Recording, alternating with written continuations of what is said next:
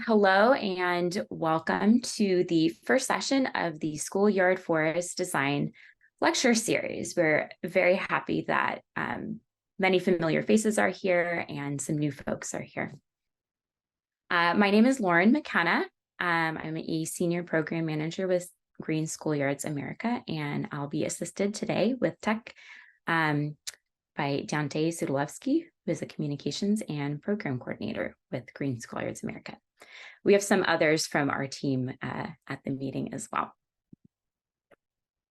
So today we'll go over a brief introduction to the series, and I'm so excited that we'll have a presentation by Sharon Danks, our CEO, followed by some audience Q&A, and then we'll close out the meeting. For those of you who are new to our organization, Green Schoolyards America is a nonprofit based in Berkeley, California.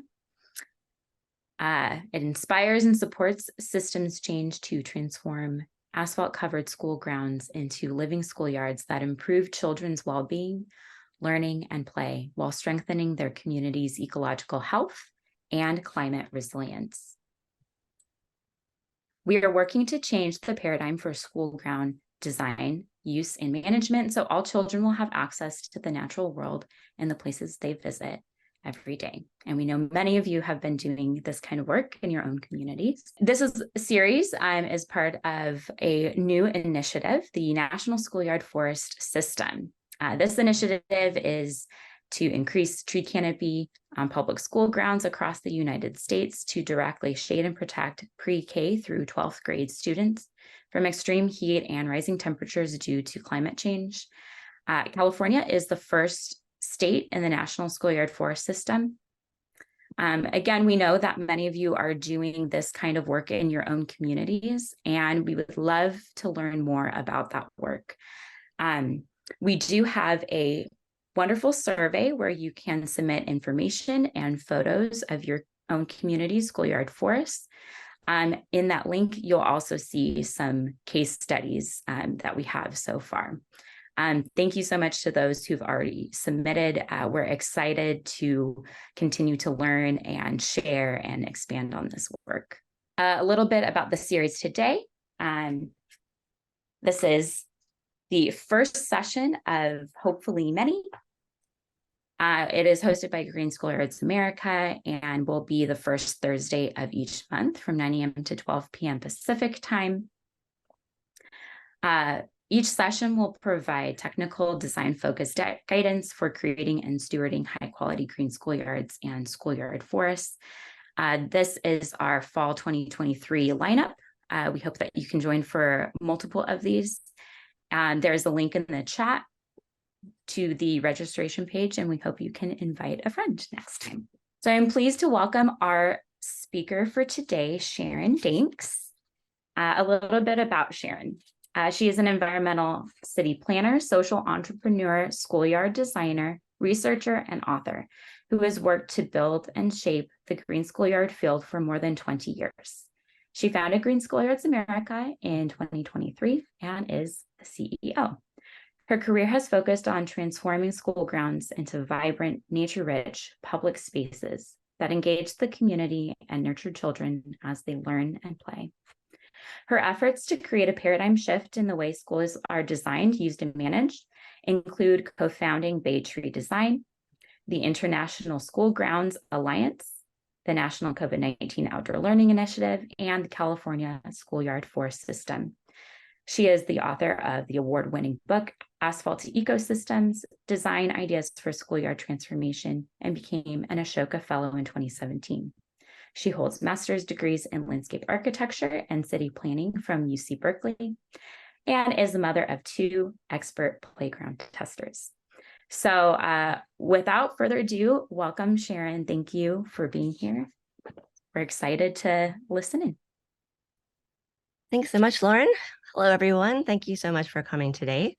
What we have for you today is kind of an introduction to this series. It'll be a wide-ranging overview that starts in the back with the backgrounds of and the context for green schoolyards and looks at why the rationale for why they're needed, where schoolyard forests fit into that overall green schoolyard picture, and then we'll end with some examples from all over the world of schoolyard forests in action that are inspirations for our work. Why do school grounds matter?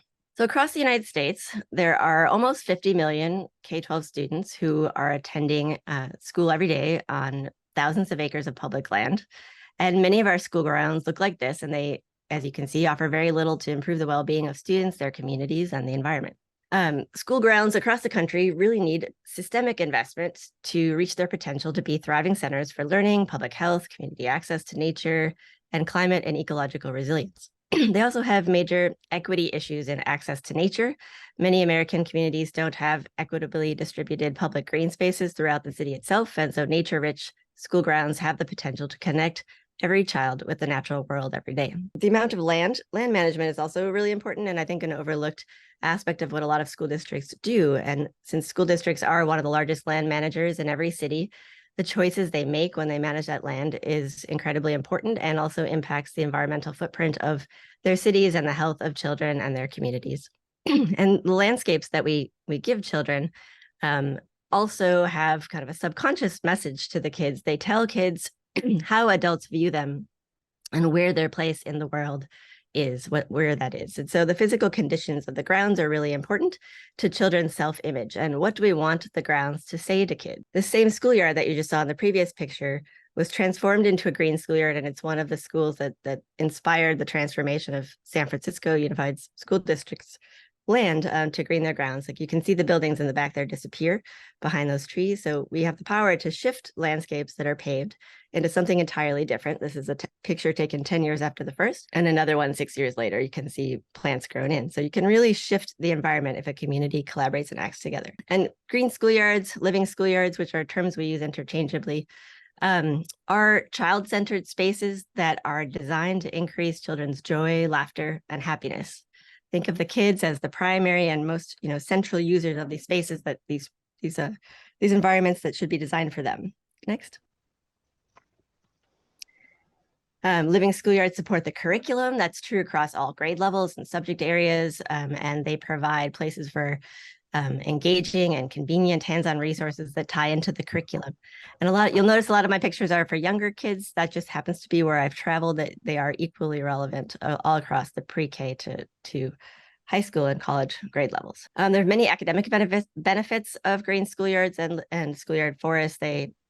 Research has shown, for example, that views of nature-rich areas with trees and shrubs are positively associated with standardized test scores, attention spans, graduation rates, plans to attend four-year colleges, many other things. This is just a small piece. There's a lot more detailed academic benefit information on our website and on the internet available. Living schoolyards also promote mental and physical health. They give kids all kinds of activities opportunities to do different types of physical activity that appeals to them.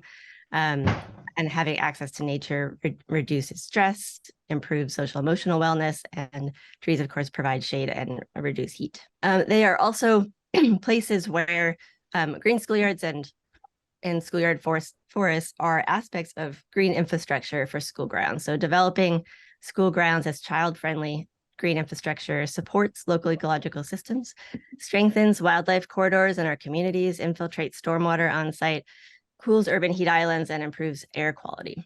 But it's really important that these are child-friendly versions of the green infrastructure that do those things while also serving the needs of the kids on site.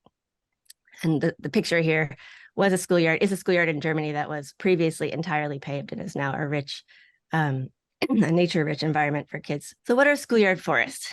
So if a green schoolyard or living schoolyard is kind of like a park that extends across the entire property, schoolyard forests are a key part of the green infrastructure on school grounds, and they are a component within a green schoolyard. They include clusters of trees planted in places that children regularly access during the school day. They are multi-use spaces for learning and play that also act as climate oases to shade and protect students from extreme heat. They also have some key features. Biodiversity is one of them. They are most robust. Schoolyard forests are most robust when they include climate-adapted tree planting pellets with high biodiversity and many large tree species. And since these are very child-centered spaces, schoolyard forests it's important to engage students in the research aspects that happen before planting, the design, planting, and stewardships of the schoolyard forest. It's a great place to practice shared care of our shared public space. And so when we think about the impact that different types of interventions have on that a school could make, we like to divide them into 3 different categories. In the past 20 years or so of the Green Schoolyard movement, we've seen a lot of demonstration scale projects that are great educational resources. They're small scale, like the one on the left, like the little solar panel there that powers a pond pump system and teaches kids if they cover the panel, the water stops. If they take their hands off, it goes. It's a demonstration that works very well for education, but doesn't change the impact on the school's impact on the environment.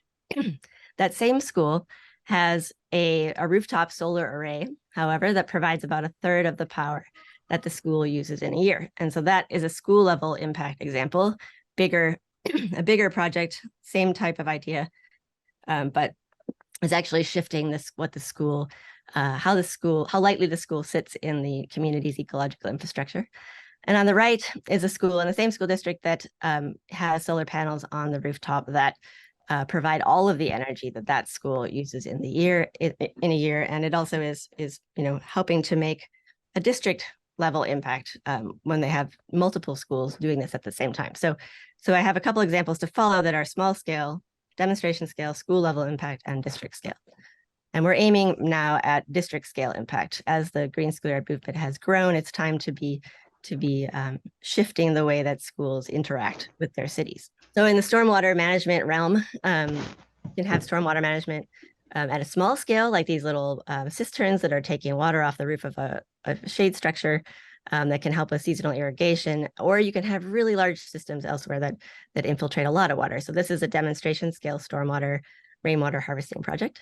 And this is an example of a school scale project where the entire school was unpaved, turned into a nature playscape, and is now able to absorb the biggest storm, a lot of stormwater. The biggest storm that happens in 10 years, a 10-year storm, can infiltrate into the site, making this school incredibly impactful at a school level. And that school is part of the school system in Berlin, Germany, where they have unpaved hundreds of school grounds 30 years ago and done this across the city. So all of the school land together has an enormous impact on the city's ability to infiltrate stormwater, to reduce flooding, to recharge their groundwater, and also to shade kids. And you can see in the aerial photo here from Google Earth how much of the grounds, the yellow outline is the property, and the building is at the top, and the sports field is at the right, and in the red, and all of the green area is the shaded space the kids use during the school day. You can do similar things with wildlife habitat with coordinated plantings. You can plan habitats at a small scale on a school site, at a medium scale, widely at an individual school or across a whole district to tie into habitat conservation plans in the community and contribute to the stability of wildlife corridors, foraging areas, and that's particularly easier to do for birds and butterfly species that move across the city. And then you can also affect the climate resilience of schools and in their communities by using trees and shrubs as ecological buffers to provide shade where children use it during the school day, and to shade buildings, to reduce sun exposure, urban heat island effects, and interior cooling costs. And so this section goes deeper into that climate resilience and adaptation concept, because that's where our forest systems lie. And we think it's an incredibly important area to address. Because the climate crisis impacts children's health and well-being, and schools across the country need to adapt their grounds to respond to climate change and protect vulnerable children and youth from extreme heat. And we know that millions of children across the country don't have any shade at school.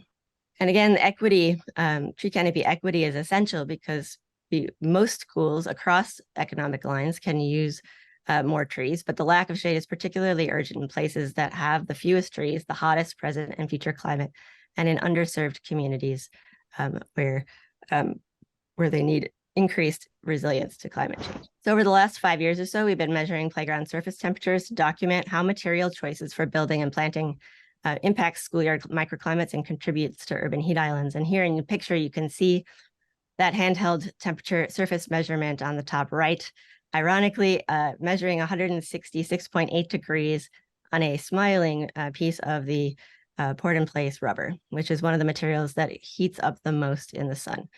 So there's some materials that you can choose that make your schoolyard hotter, and that includes unshaded asphalt, plastic grass, rubber surfaces, and the rubber again is one of the worst. Makes one of the hottest in school environments. So if you'd like to heat up your schoolyard, put these in.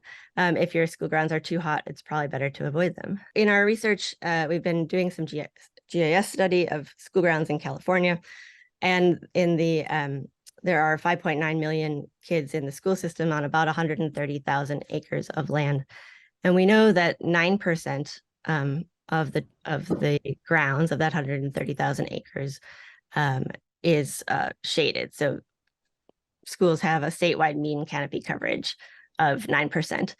And that means that there are about 2,250,000 students who attend schools with less than 5% tree canopy on site, and more than 4 million students attend schools with less than 10% tree canopy on site. And those huge numbers with very little shade are also counting the whole property boundary worth of trees. So here, for example, this is probably 5%.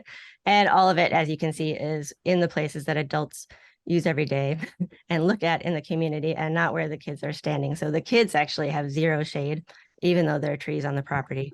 And so we are really concerned about tree placement as well as tree quantity. And it's really important to prioritize children's health when placing trees. Transforming thousands of acres across the United States from pavement into schoolyard forests and living schoolyards, it's going to require coordination and collaboration. So we founded the Schoolyard Forest System to support this transition, and it takes everyone living in their own communities to get involved and help to shift what you have in your environment into something that is more climate resilient for the future. So the first state in the National Schoolyard Forest System is the California Schoolyard Forest System, and it was founded by Green Schoolyards America in collaboration with Cal Fire, the California Department of Education, and 10 Strands. Next. It's about 2 years old, and it is we anticipate it will take decades to do the work across the 10,000 schools in the state. But the goal is a statewide initiative to increase tree canopy on public school grounds across California to directly shade and protect pre-K to 12 students from extreme heat and rising temperatures due to climate change. And the big goal is to plant enough trees by 2030 or 2035 that when mature will cover at least 30% of the school property in areas used by pre-K to 12 children and youth during the school day. And the 30% shade number was chosen partly because internationally cities are being encouraged to shade 30% of the city to make them climate resilient. And we think that children should have at least as much shade as the rest of the city. We also are aiming to center equity by prioritizing schools in districts in underserved communities with the highest poverty levels, fewest trees, and hottest climates, and are seeking to use school grounds as pre-K to 12 learning laboratories across the curriculum and across the grade levels, and to build environmental and climate literacy by engaging students in standards-based hands-on research, design, planting, and stewardship of their schoolyard forests. Overall approach is of this work in the first 2 years has been to address working to address schoolyard tree canopy equity and scale schoolyard forests, setting up a framework that will eventually have additional programs within it. This is one of them, lecture series like this. But our goal overall, we're documenting benefits and raising awareness. Right now we're researching barriers and opportunities to see what keeps schools from doing this immediately and how we can help. We're mapping tree canopy and looking where the trees are and where they're most needed, working to build consensus at state and local levels to align policy funding and support, helping to provide school districts with resources and technical assistance to create and manage their schoolyard forests, and we will be building pilot projects to test different approaches. And some of the initial work along those lines has been to set up a schoolyard forest system resource library that now has about 50 forest-specific resources that add to the other library of outdoor learning resources we have online. And specifically, the ones that have been posted thus far include documents for helping you make the case locally, design, implementation, and maintenance of school grounds with forests, resources for educators, case studies, some links to funding opportunities. There's a community of practice online in addition to this lecture series that was in the spring. It will begin again in the future.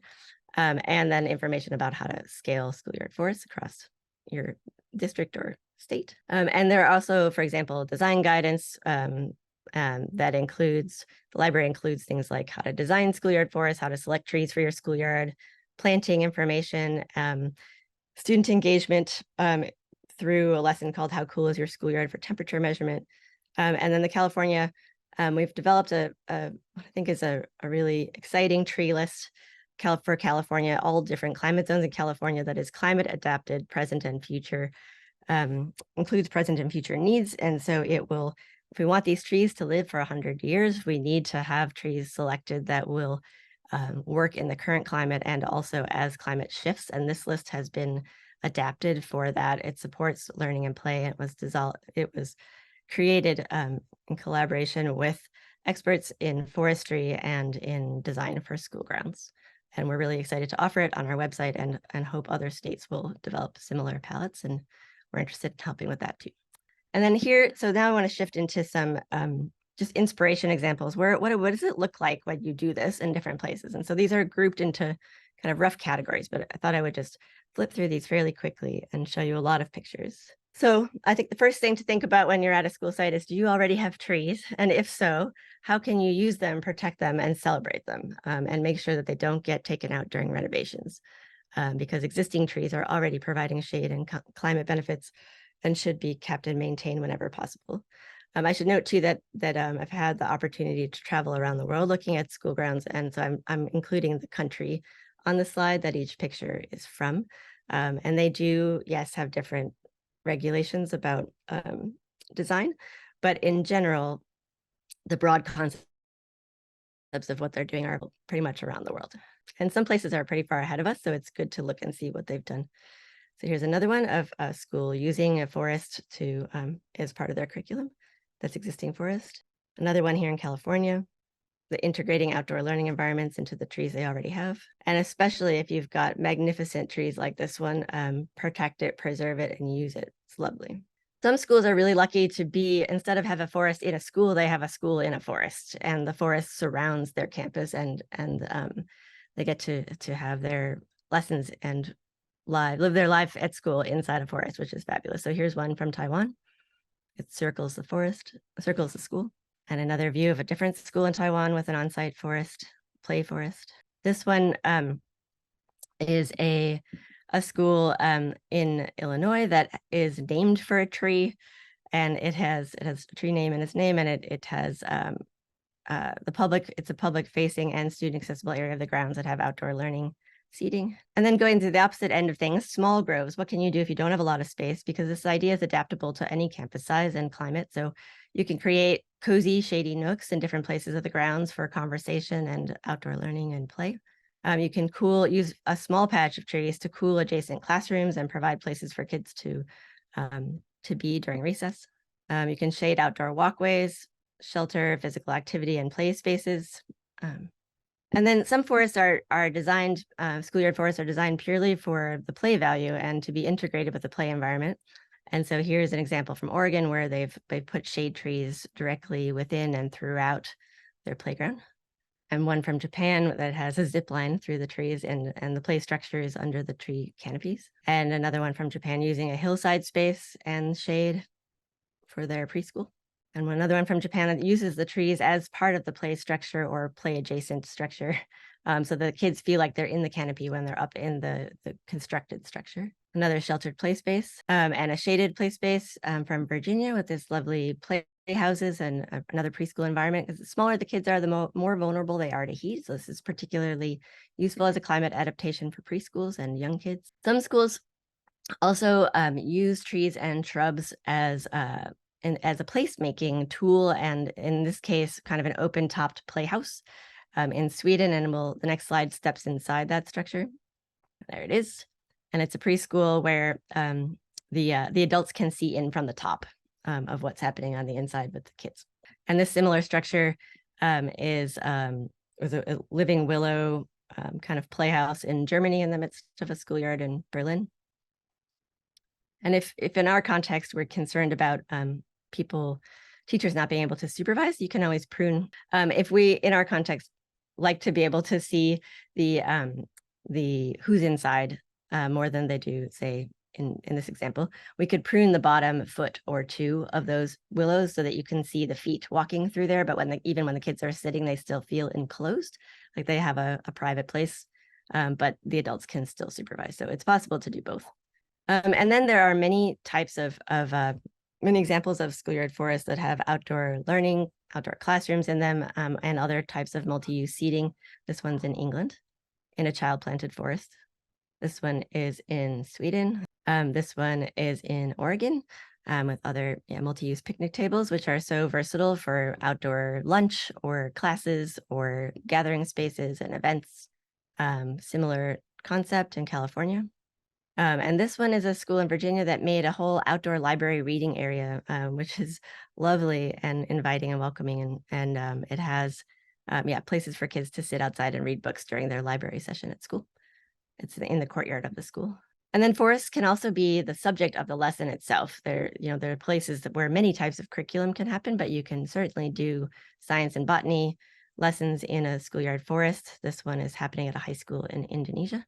And these drawing and writing activities are happening in a schoolyard forest in Maine, and you'll notice that they are also happening in the winter. So most of my pictures and travels have been in seasons where there isn't snow, but this one in the Portland public school system was taken in their forest in the winter.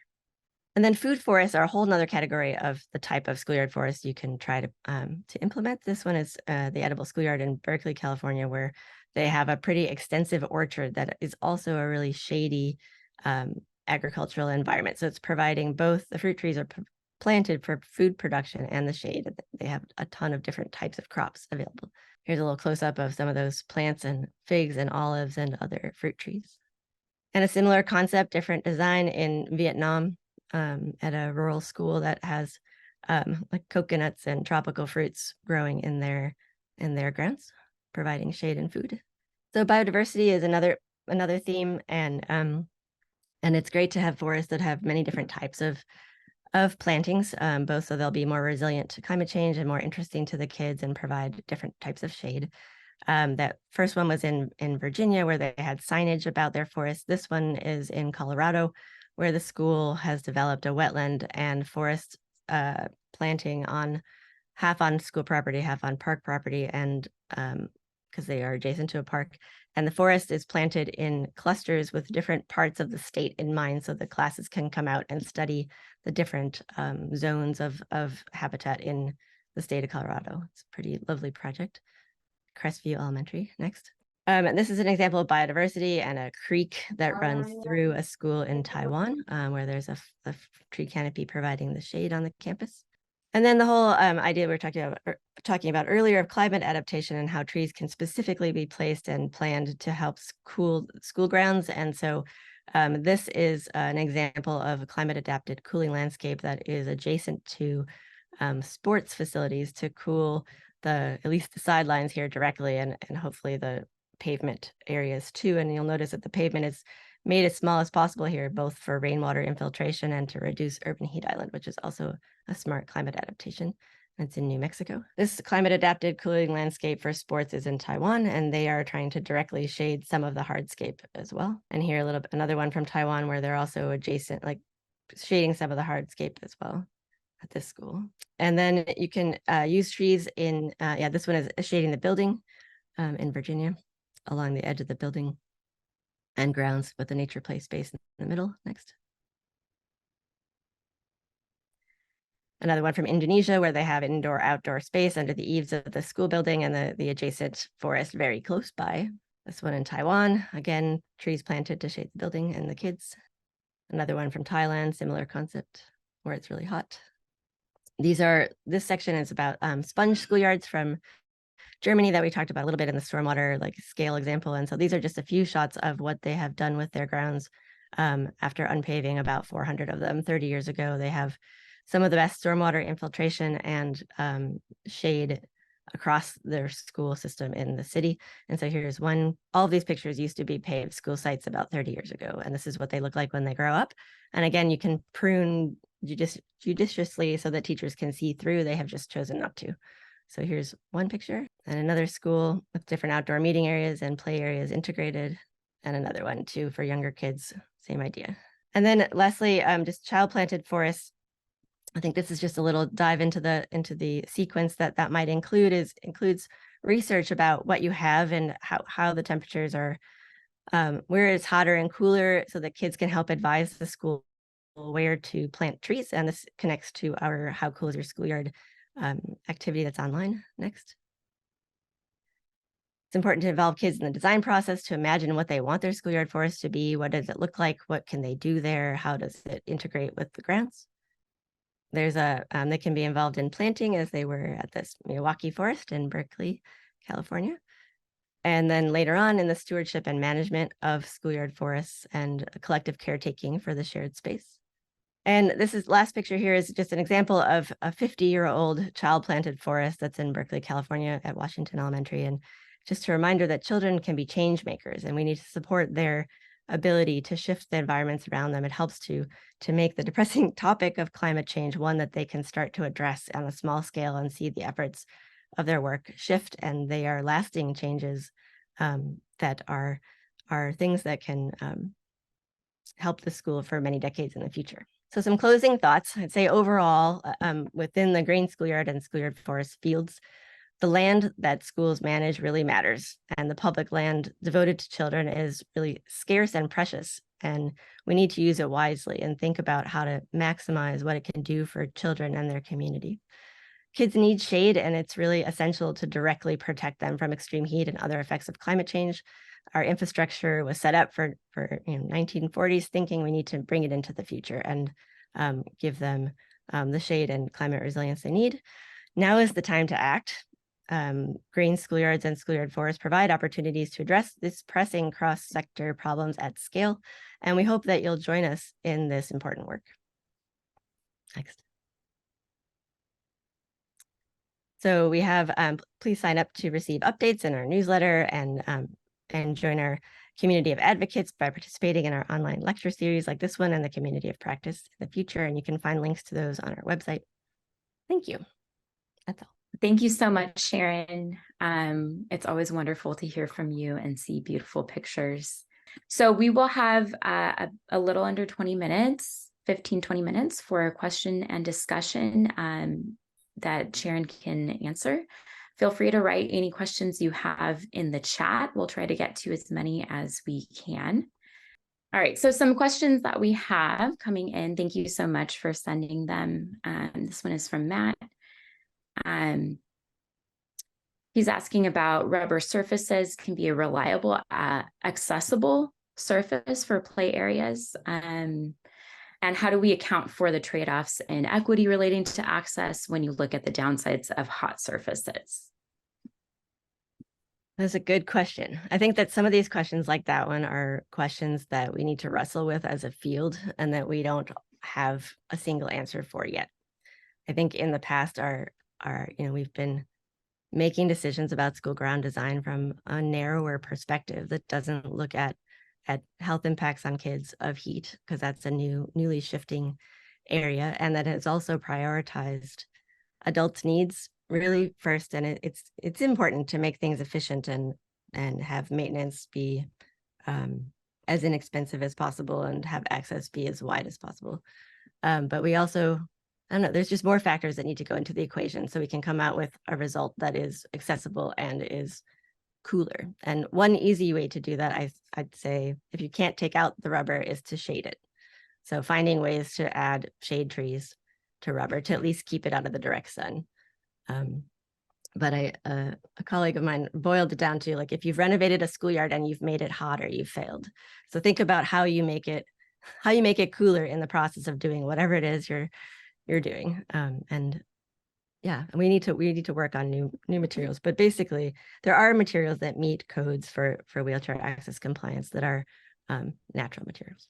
Sort of on a similar topic of Oh, sorry, one other thing. We have I should say yes. too, we have a design session coming up and it's next. And I'm hoping that session will go into more detail on specifics on like which materials that you could use that do help you reduce heat and stay away from hot rubber. But shade is key. So shading all materials makes all materials cooler. Patricia is asking, are there liabilities to consider if forest sites or dense areas can be a concern? I think this has to do with density. I mean, you did touch upon being able to view children in dense forested areas. I wonder if there's other things relating to materials and things like that on school. Yeah, grounds. I mean, most schoolyard forests in the pictures, there were some that had dense understories in the pictures I showed in places where those schools felt comfortable doing that. In other places, and I would say the majority of the forest, like tree trunks don't take up much visual space and canopy spreads high and wide. And so when you pick large scale trees, you get very little of your view obstructed and a lot of more like umbrella of shade canopy going out. And so that's largely what we're suggesting people plant as a contiguous patch of large trees with high canopy that can be used for many things. But there's many places in playscapes where having dense understory and for biodiversity, we're having a variety of understory plants is beneficial. And so you can prune those things so that teachers can supervise and you have visibility into them either through their placement or through their pruning. And so I think that can reduce the perceived risks from not being able to see the kids. Stephen is asking about DSA and liability. He says, I'm curious to see how some of these play ideas would get past plan check from the school district, city, or DSA or similar, since safety and accessibility, of course, is very important. It feels like there might be a liability issue. Most districts strongly prefer low maintenance plant material. And there's a lot of ideas packed in that question. Yeah, I'm gonna forget the pieces of it. So I'd say first that every school exists in a context, and it's important to respect the rules of the context. Within that, I think there's a lot of flexibility and creativity that still respects the rules and fulfills the safety and liability and other ADA access needs that are central. We just haven't been we've been working from a narrower book of ideas from the past than we could be, even within our existing context, first of all. And I think that it's time to shift that. And yes, I think there was a maintenance question in there I think that the idea of efficiency, preferring low maintenance and also thinking about low cost. Yeah, so I think schoolyard forests fulfill that. They are the aspect of a green schoolyard that is, I believe, the lowest maintenance and one of the lowest costs once you install it. So the example in the picture at the end of my slideshow, that's a 50-year-old child planted forest, is a site that, for example, survived the last 50 years of that school district's shifts in budgets and staffing and many other things. It's the most resilient component at lowest long-term cost, I believe, of maintenance of any part of a green schoolyard. So really, if we're looking at equity and we want all kids to have access to nature, I think a forest is where you start because it's the lowest cost and the lowest maintenance in general. That said, all things living require care, right? And there's also the issue of, and we have an economic system with capital investments and maintenance funds that are separate, and that is set up for gray infrastructure. That's how you install pipes, right? Like they go into the ground and they stay there and they don't need much care, and later and very infrequently you need to follow up and check on them. Green infrastructure, which is now becoming a lot more popular, requires systematic care, and it might have lower upfront costs and has costs over time that are not necessarily higher than gray infrastructure. They're just on a different pattern. And so we need to think about, if a district is prioritizing children and shade and health, then some of the funds that go to grounds maintenance now might be able to be applied differently to the spaces when you plant trees. Like you might do lower maintenance work on the outside of the grounds in the places that aren't actively used, and put the time and maintenance, the maintenance dollars and the water that you normally use invest that more where the kids are, shift investment from the outside to the inside, for example. So there's ways to have like to use your resources differently, to take advantage of the cycles of facilities maintenance management plans. When putting green schoolyards into those plans allows you to look at when something is coming up to be unpaved or repaved, don't repave it, just keep it out and do something else there. Like use the cost savings that would be part of the normal cycles of care for a schoolyard to shift over time. Yeah. So I saw something recently that myself that was advocating for how to use maintenance budget in a way that made sense locally. And so someone else is asking about that, about resources or any advice for funding to support maintenance and making that shift, and maybe language around advocating for maintenance of schoolyard forests versus adding more asphalt, for example. I think in the Springs Community of Practice, Berkeley Unified School District did a really detailed presentation that included information about maintenance and maintenance budgets and what it takes. And it was not enormously high in the grand scheme of things. So first of all, it can be done with trees in a way that is a reasonable like budget level. And for most school districts, I think, again, trees are the lowest cost place. So the installation cost, converting the asphalt and preparing the soil and putting trees in, which we'll talk about in future sessions, is probably the bulk of the cost initially. And then it's smaller over time. First, as they get established, there's a fair amount of care until they've hit groundwater.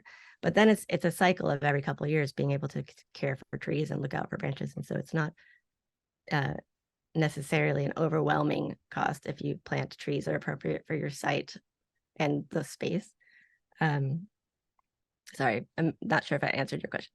Yeah, I think that's great. So, someone else was asking about low water resources. How do schools plant trees and water so that they do become a nice shady forest, of course, given the geographic context? Yeah, I mean, I think so. Part of having a climate adapted tree planting list is that it does take into account where those locations are, what the available rainwater is, and planting the right tree for the right present and future climate will go a long way toward that. And then again, there are a lot of water resources being used at schools in general, and some of them now are in some places I've seen where there are no trees in the back of the grounds for the kids have irrigated lawns in the front. So you can see how you might shift the water budget from the exterior of the school to the interior of the school to support the trees instead of the grass. And that would also cut down the maintenance needed probably in general across the site. But in a more widely thinking way, like where in a community can you invest your limited water resources that benefits the most people? And I would argue that that's schools, particularly if they're open on the weekends and after hours for the community to go to. I mean, we have a lot of irrigated corporate campuses. We have a lot of places where parking lots that have irrigated medians. And, we, as a community, if we're looking at where the water resources go, putting them where 500 kids stand every day is really important, and where many people can access them on the weekend, super important. So it's having conversations with other landowners, thinking about plugging school grounds back into the city planning context and thinking about where does a community want to invest its scarce water. You can also go low flow devices in buildings and all of that, of course, but there's many places. Yeah. It doesn't, but working within the water budget is important.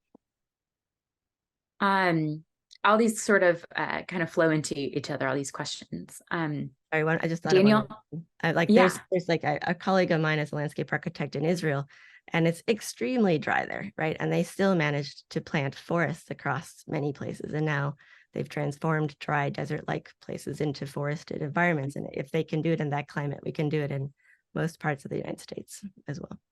We just have to be careful and focused. Mm-hmm. Yes, these are trees behind me in Southern California where they've prioritized that. Daniel is asking, are there any cases where school district resources were pooled with another entity like a medical institution to help provide engagement, emotional attachment, sustainable funding, etc.? That's interesting. Yeah, I don't. It is interesting. I'm thinking about joint use agreements, but maybe there's some other context. Interesting. Well, there are joint use agreements with parks and schools together, and they could. And I don't know of any examples where they're talking about water resources in that shared way, except that picture I showed of Crestview Elementary that's on the park school boundary that had an area of their joint land that always flooded, and it was because they'd filled in a wetland and they they dug it back out and made it into a usable landscape.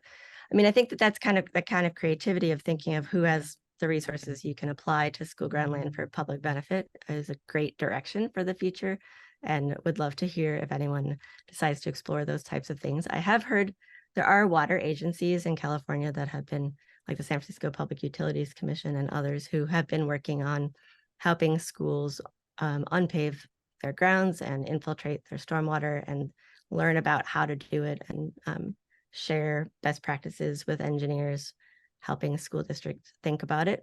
And so, and funding some of the shifts. And so I think that there are places where different community agencies can be partners to this work, and to systemically reach out to them and invite them to join a district in thinking through its stormwater is definitely an important direction to pursue.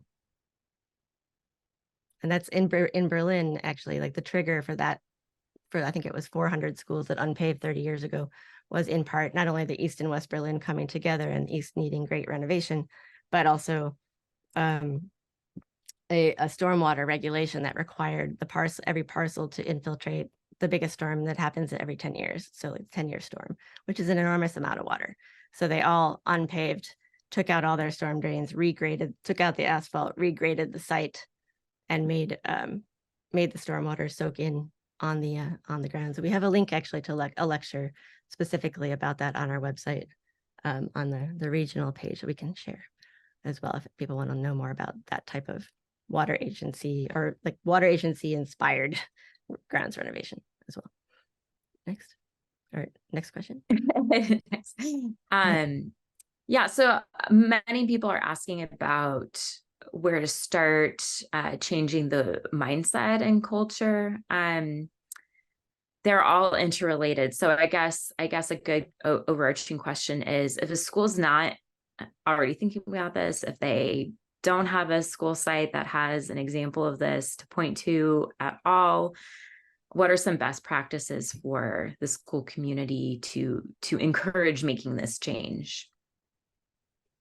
I'd say there's a lot of places to start. You don't have to start really big. Again, a lot of the photos I showed you are inspiration. They were done 10 and 20 years ago. So they're what we aspire to have grow up, but they didn't start that way, right? They started small with people making changes in smaller ways. I think, and whatever, there are many entry points. One might be to engage students in measuring school ground surface temperatures and talking to the adults in their school community about where it's hot and how hot it is, and where they would most like shade. And so we have a piece and a schoolyard activity on our website called "How Cool Is Your Schoolyard?" that's meant for that purpose.